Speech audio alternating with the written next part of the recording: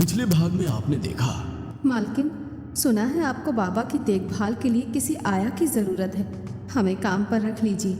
मालकिन, हम बहुत गरीब हैं, कोई सहारा नहीं है। सारी जिंदगी आप लोगों के पैर धो धो कर पिएंगे। पन्ना के आंसू को देखकर शशि का मन पिघल जाता है और वो अपने बेटे कुलदीप की देखभाल के लिए उसे अपने घर में रख लेती है। कुलदीप की देखभाल के अलावा भी पन्ना का यहाँ आने का कोई कारण हो सकता है, यह तो शशि ने कभी सोचा ही नहीं था।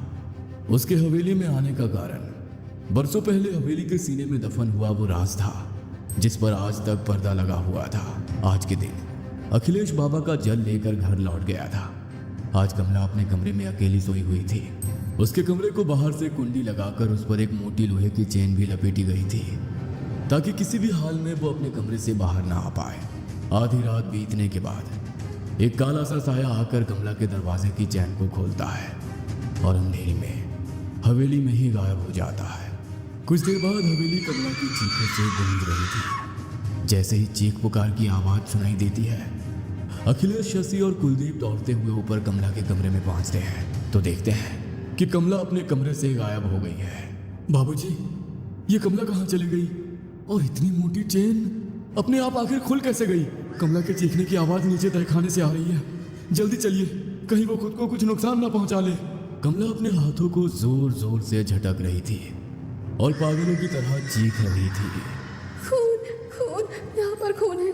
खून बिखरा हुआ है यहाँ चारों तरफ। देखो देखो, वहाँ वो बैठी हुई है, वो बुला रही है मुझे। मैं नहीं जाऊंगी उसके साथ। नहीं, खून है यहाँ। वो कह रही है वो ले जाएगी मुझे। यहाँ खून है, मुझे ये सब साफ करना होगा। मेरा पूरा शरीर खून से गंदा हो गया है। मैं नहाना चाहती हूँ। अखिलेश चुपचाप उसके नहाने के पानी में 2 बूंद बाबा की दी हुई अभिमंत्रित जल भी डाल देता है। बाबूजी फिर से वैसे हो गई हैं। मैं उन्हें नहलाने के लिए जैसे ही गुसल खाने में ले गई, वो जानवर की तरह गुर्राने लगी और पानी की बाल्टी उठाकर दूर पटक दी। मैं उनका कमरा बाहर से बंद करके आई हूँ। मेरी तो अब वहाँ जाने की हिम्मत नहीं है। माँ, एक बात बताओ, मैं इसी घर में पैदा हुआ, यहीं पर रहते हुए मैं 25 साल का हो गया, लेकिन आज तक मैं उस कमरे के बारे में नहीं जानता। और ऐसा क्या है उस कमरे में जो इतने सालों से वो बंद पड़ा है, जिसके बारे में किसी को पता तक नहीं था? अगले दिन सुबह 4 बजे ही ठाकुर की हवेली पर अघोरी बाबा दस्तक देते हैं। कहाँ है वो बच्ची? क्या ये जो जोर जोर से दरवाजा पीटने की आवाज आ रही है, ये वही है? बाबा अपने साथ लाई हुई सामग्री को घर में बिछाते हैं और उसके बाद उस जल के ऊपर कुछ मंत्रों की क्रिया करने लगते हैं। कुछ देर तक जल को अभिमंत्रित करने के बाद आपके घर में अवश्य ही कोई ऐसा हिस्सा है जहां से ये सब शुरू हुआ है। आप मुझे उस तहखाने तक ले चलिए। बाबा के कहने पर कुलदीप बाबा को उस तहखाने तक ले जाता है। वहां पहुंचकर बाबा वो जल का पात्र उस कमरे में रख देते हैं और मंत्र पढ़ने लगते हैं। देखते ही देखते पात्र में रखा हुआ जल जोर जोर से हिलने लगता है। मेरा शक बिल्कुल सही था। ये कमरा आपकी हवेली में कब से है? आप कुछ तो जानते होंगे इस कमरे के बारे में, वरना इस तरह से इसे खुफिया रखने का कोई तो मतलब है ना। जरूर कुछ तो राज है इस कमरे के पीछे। बाबा, वैसे तो ये हवेली मेरे पुरखों के ज़माने की है। मेरे दादा के पिता ने ये हवेली बनवाई थी, लेकिन मेरा बचपन इसी हवेली में बीता है। मुझे अच्छी तरह याद है, पहले यहाँ ऐसा कोई खुफिया कमरा नहीं था। इस कमरे को छोटा करने के बाद ये खुफिया कमरा बनाया गया है। अब किसने किया और क्यों किया, ये तो मैं भी नहीं जानता। यदि आप कुछ जानती हैं तो बता दीजिए। वैसे मेरे पास तो सच पता करने के और भी तरीके हैं। मैं अपनी सिद्धियों से उस आत्मा से सारा सच पता लगा सकता हूँ। आपने बताया था कि आपकी बहू के सुहाग के सामान के साथ भी कुछ छेड़छाड़ हुई थी। जी बाबा जी, हमारी बहू की सुहाग की चूड़ियों की जगह ना जाने कहाँ से काली चूड़ियाँ आ गई थी। क्या वो काली चूड़ियाँ अभी भी है आपके पास? अगर है तो लेकर आइए। लीजिए, बहू के हाथों से उतरवा कर ये चूड़ियाँ मैंने अपने पास रख ली थी। बाबा कुछ देर तक आंखें बंद करके कुछ मंत्र पढ़ते हैं और फिर हाथ में जल लेकर कुछ बूंदें उन चूड़ियों पर छिड़कते हैं तो चूड़ियों का रंग बदलने लगता है और फिर धीरे धीरे लाल हो जाता है। ये देखिए, ये चूड़ियाँ कभी काली नहीं थी। ये वही लाल चूड़ियाँ हैं जो आपने अपनी बहू के शगुन में रखवाई थी। किसी ने काला जादू किया है इनके ऊपर। आपके बहू के ऊपर तंत्र प्रयोग किया गया है। काला जादू और तंत्र का नाम सुनकर शशि बिल्कुल सन्न रह गई थी। लेकिन बाबा, कोई हमारे घर पर काला जादू क्यों करेगा? और सबसे बड़ी बात, मेरी बहू से किसी की क्या दुश्मनी हो सकती है? इस बेचारी को इस हवेली तो क्या, इस गांव में भी कोई नहीं जानता। आपकी जानकारी के लिए बताना चाहता हूँ, काला जादू करने वाला कोई बाहर का नहीं होता, हमेशा कोई अंदर का ही शापित होता है। और कारण अवश्य ही कोई निजी होगा। कारण आप तलाशने की कोशिश करिए, मैं भी अपनी विद्या के जरिए पता लगाने की कोशिश करता हूँ। लेकिन बाबा, अभी तो आप कह रहे थे कि कमला के ऊपर किसी आत्मा का साया है, और अब आप कह रहे हैं कि उसके ऊपर काला जादू का प्रयोग है। मैं कुछ समझ नहीं पा रहा हूँ। हाँ, यही पहेली तो मैं सुलझाना चाहता हूँ कि आखिर कौन है जिसने पहले आपकी बहू के ऊपर काला जादू किया। एक बात बताइए, तहखाने के उस कमरे में क्या कमला के इस घर में आने से पहले भी कभी कोई इस तरह की घटना हुई है? कभी कोई असामान्य चीज हुई है आपके घर में, या किसी को डर लगा हो? बाबा जी, ऐसा तो कभी नहीं हुआ, आज तक सब सामान्य था। यही पहेली तो गहराती जा रही है। चाहे जो भी हो, इस पहेली की सिरे आपकी हवेली से ही जुड़े हैं। ठीक है, ऐसा करिए, इस हवेली में काम करने वाले सारे नौकर और सहायकों को हमारे सामने बुलाइए। हम एक बार उन सब की भी परीक्षा लेना चाहते हैं। इस तरह के मामले में अधिकतर घर के ही किसी आदमी का हाथ होता है। बाबा की बात सुनकर शशि घर में काम करने वाले सभी सहायकों को बुला लेती है। बाबा कुछ देर तक सिंदूर, मखाने और काले तिल को यज्ञ कुंड में डालकर कुछ मंत्र पढ़ते हैं। देखिए, मैंने अभी अभी तंत्र विद्या से सिंदूर को अभिमंत्रित किया है। आप में से जिसने भी कमला के ऊपर काला जादू किया है, स्वयं उस बात को स्वीकार कर लीजिए, वरना मैं बारी बारी से यह सिंदूर आप लोगों के मस्तक पर लगाऊंगा। इसको लगाने से जिसने भी कमला के ऊपर काला जादू किया होगा, उसका हाल कमला से भी ज्यादा बुरा हो जाएगा। मुझे शक्ति प्रयोग करने पर विवश मत कीजिए। बाबा की ये बात सुनकर घर में काम करने वाले सभी 5 नौकरों के चेहरे डर से पीले पड़ गए थे। एक एक करके बाबा सबके माथे पर सिंदूर का तिलक लगा ही रहे थे कि तभी पन्ना वहां से भागने लगती है। पकड़ो इसे, जरूर इसने ही सब किया है। ऐसा नहीं हो सकता। अरे ये 15 साल से हमारे घर में काम कर रही है। मुझे इसके ऊपर उतना ही भरोसा है जितना कि कोई अपने परिवार पर करता है। अखिलेश और कुलदीप पन्ना को पकड़कर बाबा के सामने लेकर आते हैं, और जैसे ही बाबा मुट्ठी में सिंदूर भरकर पन्ना के माथे की ओर लाते हैं, वो जोर जोर से चिल्लाने लगती है। नहीं बाबा, छोड़ दो मुझे, मैं सब कुछ सच सच बताती हूँ। बहुत ही गरीब परिवार में जन्म हुआ था मेरा। बाबूजी किसी तरह मेहनत मजदूरी करके जो भी कमा कर लाते थे, उसी में हम दोनों बहनें और बाबूजी अपना पेट पालते थे। कुछ समय के बाद बाबा की गंभीर बीमारी के कारण मौत हो गई। हमारे पास इतना पैसा भी नहीं था कि बाबा का इलाज कर सके। बस ऐसे ही तिल तिल बढ़कर देखते रहे हम अपने बाबा को। बाबा के जाने के बाद मैं छोटे मोटे काम करके घर चलाने की कोशिश करने लगी। मेरी बहन रुक्मणी इतनी खूबसूरत थी कि कोई भी उसे देखकर उसके प्रेम में पड़ जाए। हम गरीब लोग थे, गांव में बड़े बड़े जमींदार और ठाकुरों का राज था। उसकी सुंदरता को देखकर कहीं किसी अमीर की नियत उसके ऊपर खराब ना हो जाए, इसीलिए मैं उसे घर में छुपा कर रखती थी। लेकिन कहते हैं ना, तालों में रखने के बाद भी कीमती चीज चोरी हो ही जाती है। न जाने कैसे एक रोज जब रुक्मिणी पानी भरने के लिए कुएं पर गई तो उसे अखिलेश ठाकुर ने देख लिया। मेरी नादान 17 बरस की बहन नहीं समझ सकी कि अमीर ठाकुर सिर्फ गरीबों से अपना दिल बहलाया करते हैं। मेरे काम पर जाने के बाद वो चुपके से ठाकुर साहब से मिलने के लिए जाया करती थी। एक दिन उसके और ठाकुर साहब के प्रेम की भनक उनकी पत्नी यानी कि हमारे शशि मेम साहब को लग गई थी। शशि जी जानती थी कि अपने पति को उस लड़की से मिलने से रोकेंगी तो वो इसका विरोध करेंगे और घर में कलेश होगा सो अलग। हो सकता है उन्हें तलाक भी दे दे। इसीलिए उन्होंने एक अलग रास्ता अपनाया जिससे सांप भी मर जाए और लाठी भी ना टूटे। शशि मेम साहब ने रुक्मणी को अपने विश्वास पात्र आदमी के हाथों गायब करवा दिया। ठाकुर अखिलेश से जब रुक्मणी कई दिनों तक मिलने नहीं आई तो इन्होंने आदमी भेजकर उसका पता निकलवाया। आसपास के लोगों ने उन्हें बताया कि रुक्मणी ना जाने कहाँ गायब हो गई है, शायद किसी के साथ भाग गई होगी। ठाकुर कुछ दिन तक उसका इंतजार करते रहे और जब रुक्मणी लौट कर नहीं आई तो फिर धीरे धीरे रुक्मणी को भूल गए। जब मेरी बहन गायब हुई तो मैंने हर संभव कोशिश की अपनी बहन को तलाश करने की। फिर एक रोज किसी सहेली से मुझे पता चला कि मेरे काम पर जाने के बाद वो अखिलेश ठाकुर से चोरी छिपे मिला करती थी। इसीलिए मेरा शक इनके ऊपर चला गया। हम गरीब लोग हैं, सीधा जाकर ठाकुर पर इल्जाम लगाती तो मुझे भी मेरी बहन की तरह जाने कहाँ गायब करवा दिया जाता। इसीलिए मैं उनकी हवेली में काम मांगने के लिए आई। मुझे हवेली में काम तो मिला, लेकिन कई बरस बीतने के बाद भी अपनी बहन का कोई सुराग हाथ नहीं लगा। हवेली में एक आदमी धीरज सिंह का बहुत आना जाना था। मैंने अक्सर उसे ठकुराइन से बात करते देखा था। घर में आते जाते वो मुझे ताड़ने लगा था। धीरज सिंह मुझ पर डोरे डालने लगा था। मुझे अब सच जानने का मौका मिल गया था, क्योंकि ये वही आदमी था जिसने रुक्मणी को गायब किया था। मैंने धीरज के साथ प्रेम का नाटक किया। एक रोज शराब के नशे में उसने मुझे रुक्मणी की सारी सच्चाई बता दी। रुक्मणी को गांव से उठवाने के बाद ठकुराइन ने उसे अपनी ही हवेली के तहखाने में बंद करवा दिया था। रुक्मणी को रखने के लिए उसने पहले ही तहखाने के कमरे को बीच में से दीवार लगवाकर खुफिया कमरे में बदल लिया था। रुक्मणी की खूबसूरती से ठकुराइन को इतनी चिढ़ थी कि ये उसके सुंदर चेहरे को अपने पति की बेवफाई का कारण मानती थी। मेरी बहन तो बच्ची थी। इस ठाकुर की मीठी मीठी बातें उसका अपरिपक्व दिमाग भांप नहीं सकी।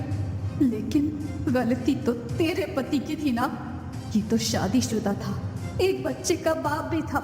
रुक्मणी के साथ प्रेम प्रसंग चलाते उसे शर्म नहीं आई और माना कि रुक्मणी और ठाकुर का रिश्ता गलत या गुनाह था, तो उस गुनाह की सजा बस एक को ही क्यों मिली? वो एक अनाथ थी, कमजोर थी। इसीलिए ठकुराइन ने उसे तहखाने में लाकर जंजीरों से जकड़ कर रखा।